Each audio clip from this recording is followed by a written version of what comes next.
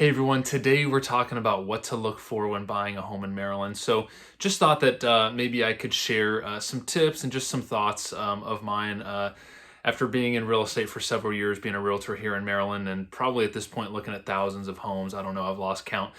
Figured maybe I could share a few things that might be helpful when you guys are out house hunting. So today we're going to talk about what to look for when buying a home here in Maryland, and let's get started.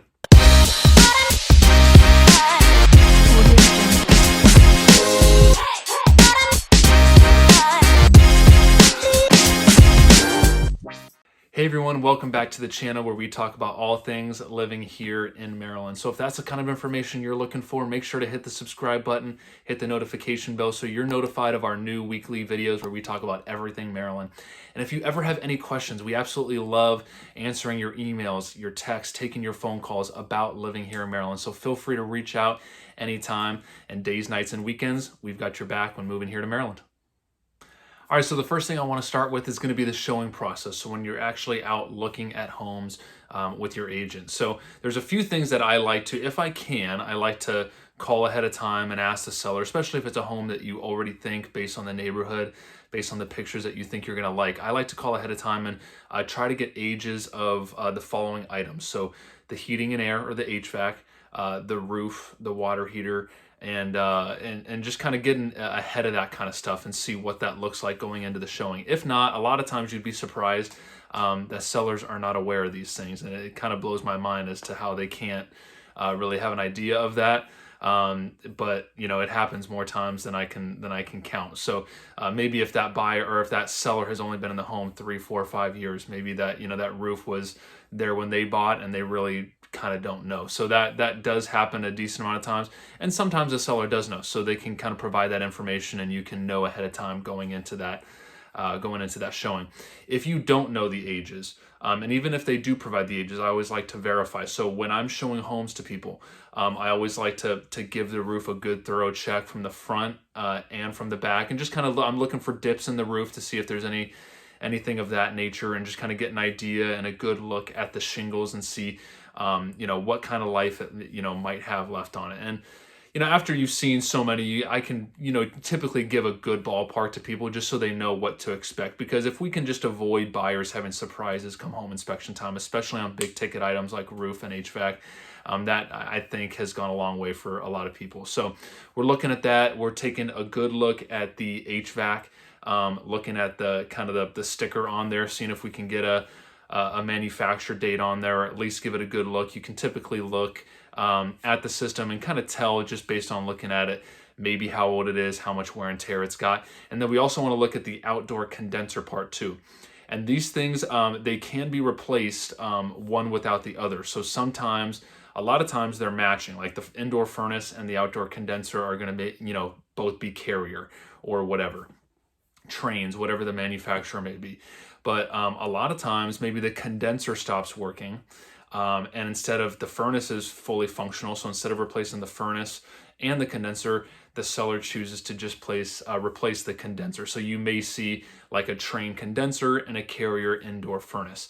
So just kind of looking at both and trying to get an idea of what that looks like. And the reason why this stuff is important is because at a home inspection, and I can't speak for other states, but in Maryland, I've spoken to a number of home inspectors about this kind of stuff, and it's highly visual, the home inspection. You know, you can't open up walls, you can only do so many things since the seller still owns the property.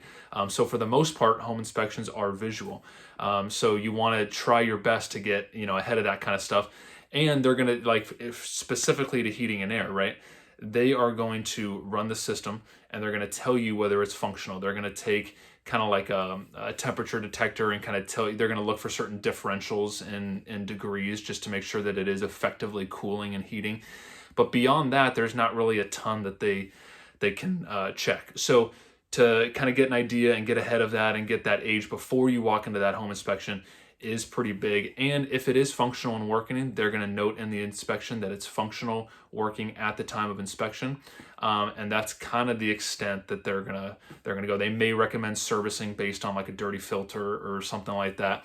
And then the other thing, if the unit's 25, 30 years old, They're going to tell you that it's functional on the day of inspection, and they're going to tell you to budget for replacement sheerly based on the age.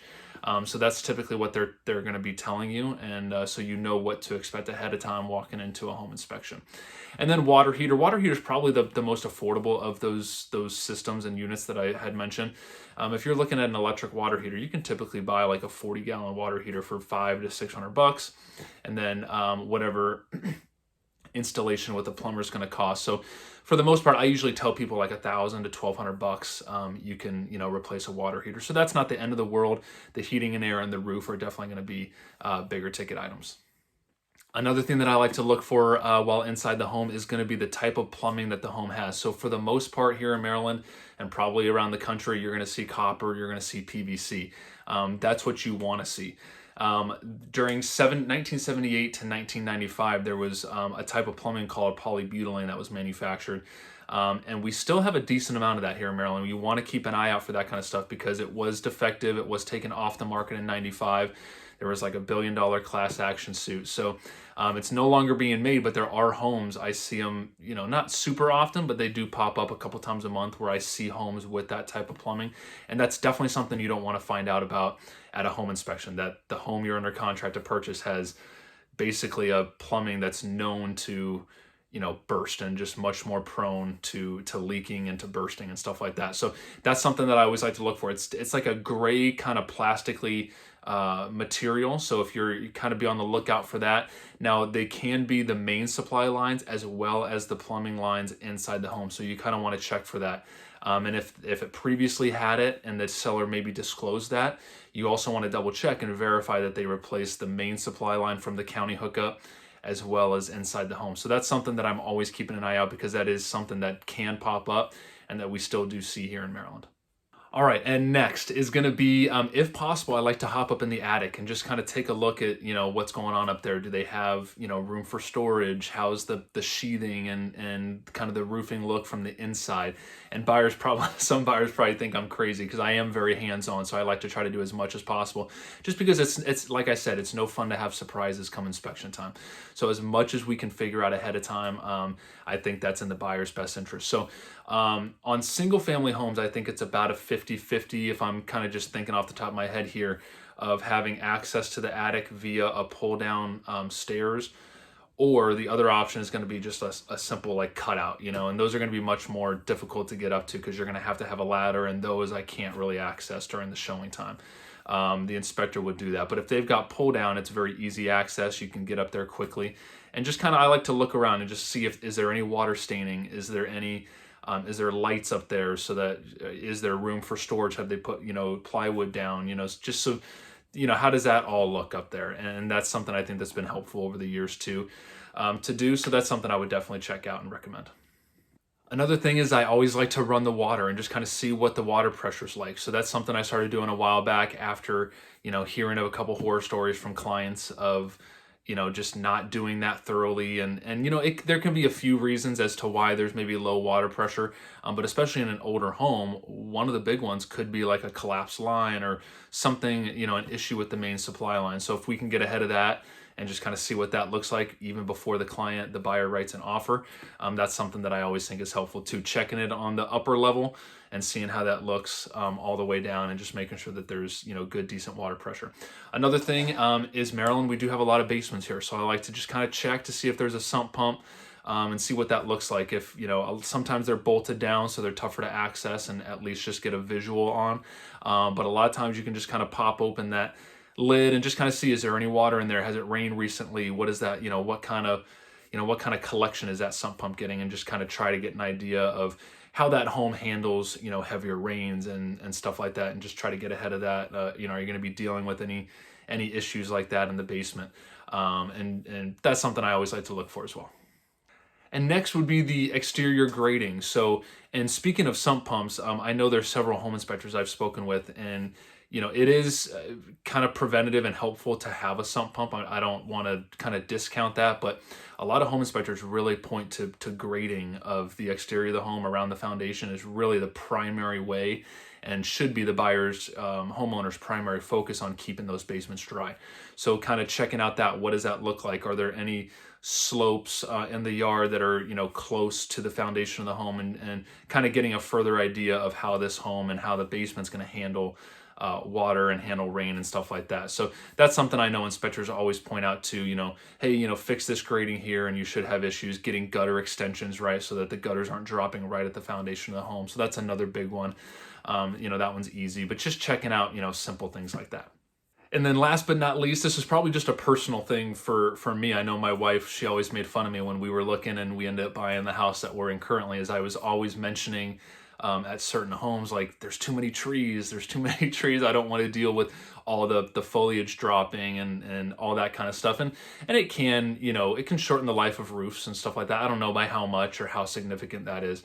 But I have, heard that when I'm talking to an inspector or two. So that's something that is probably more debatable, or it's going to be more individual to the buyer and kind of whether they prefer that or not, or whether that's a concern or not. But for me, that's something that I like to look for. I don't want too, I don't mind, some trees, but I don't want too many, especially close to the home. If, God forbid, if one came down or something like that. So, and then also trees can be very expensive to take down. So if you have a thought of, maybe you'll just take several of them down, cut them down or something like that, it can range from $1,500 to $2,000, a tree maybe. And I'm just, I could be wrong on that, but that's kind of figures that I've heard from people, semi lately. So they can be pretty expensive to take down. So I don't know if I'd count on that. You may, want to just be prepared to deal with what's there.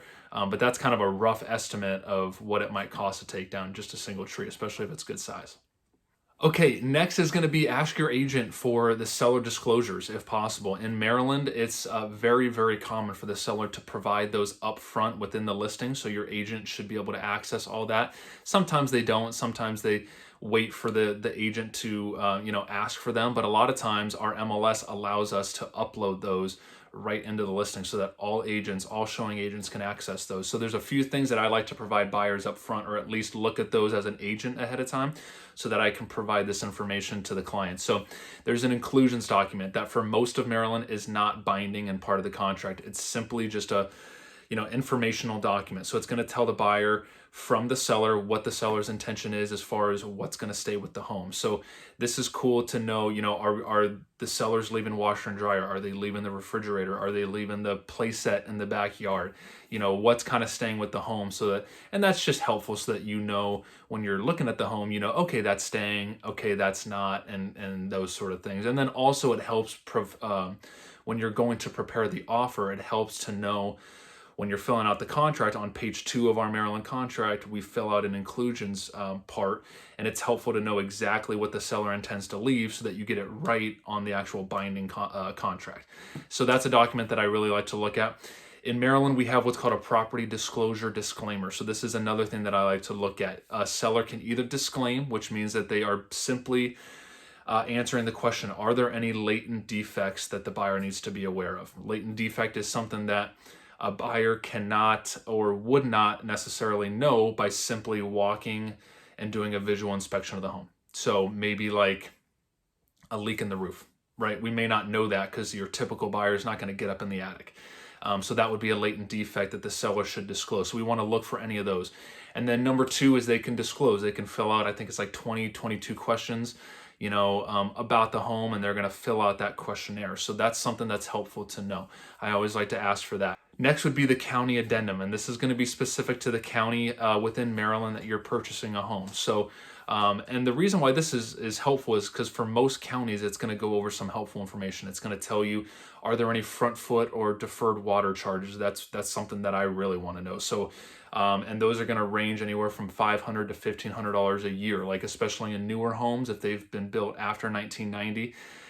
Deferred water is basically like the developer passing on all the cost of sidewalks, supply lines, and all that kind of stuff on to the homeowners for 30 years. And that's something that we really need to know about so that the buyer can be aware of. Are there any city taxes that we need to be aware of? Stuff like that. So that's a very helpful document so that we can look that over and make sure that we're well aware of anything that's applicable to that property way before you're ready to make an offer. Next, and this is just a quick one, is I personally like to ask the seller, especially if it's on a bigger lot, like over a third of an acre, I like to ask the seller if they've got a copy of the survey that they can provide, especially if this is a property that you're likely going to pursue and write an offer on.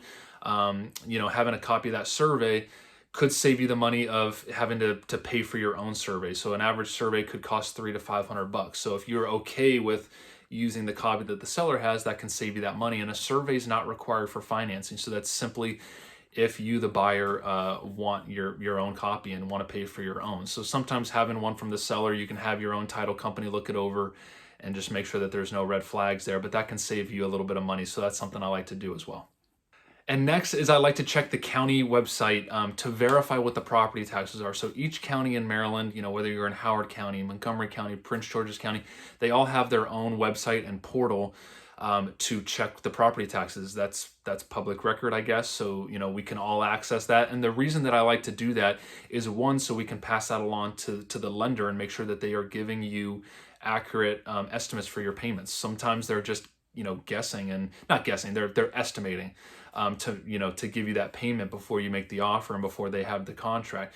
But if we look that up ahead of time and we can provide that to the lender, they can give you a much more accurate estimate for your payment so that it's correct before you submit your offer. And the other thing is that we don't know if the current seller has any kind of credit, so maybe, the taxes that are reflecting within the listing are going to reflect any credits that the seller currently has.